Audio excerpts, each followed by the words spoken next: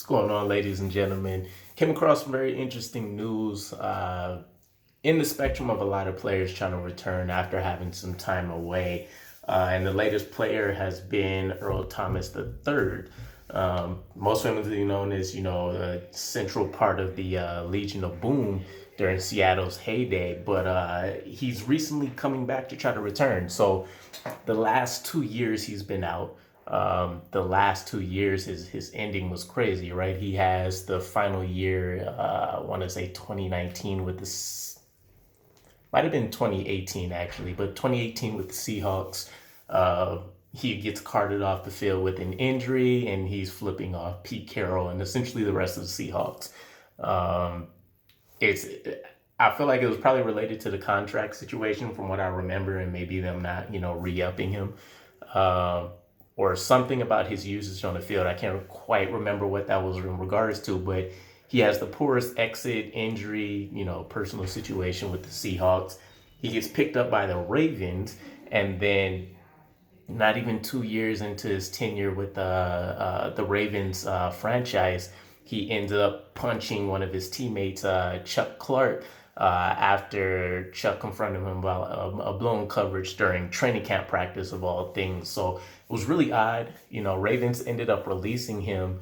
But now that he's returning, I wanted to kind of throw the idea out there of if Joe Douglas and Robert Saleh, who, Robert Saleh has that previous Seahawks connection, would, kick the tires and think about bringing him in, which would kind of be a bit of a resemblance of what, I'm trying to remember who it might have been at the time. I want to say Todd Bowles. It could have been at the end of Rex Ryan maybe, but when we brought in Ed Reed for that little bit of time, kind of as that veteran presence. We know he should have been performing at an elite level. It just didn't work out that way. So could we try to pull the same maneuver here with another member of the Legion of Boom in Earl Thomas III? There's a couple arguments either way. Personally, for me, I would say no. And it all comes down to kind of what happened with the Seahawks, what happened with the Ravens.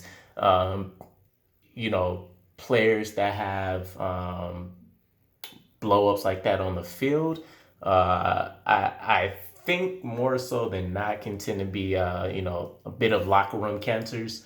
Again, there's always redemption and stuff. I just don't know if that story needs to be with the Jets, but for the other side of the argument, he's 33 years old, which is definitely up there, especially at the safety position. But we have seen Eric Weddle come back and have success among numerous other players. So there is some precedent for it. And then along with that, if you take a look at the actual last season that he played, he was above average. He still got selected to the Pro Bowl.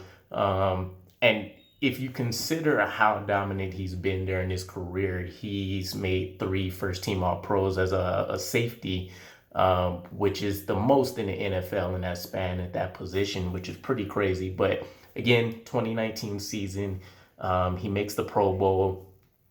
He ends up pretty much racking up the stat sheet. I think he had a couple forced fumbles, 2 interceptions, was targeted very minimally, and impacted some forced fumbles and other things. So his presence was definitely felt out there. Now, in regards to, do we even have a shot if we were interested at bringing him?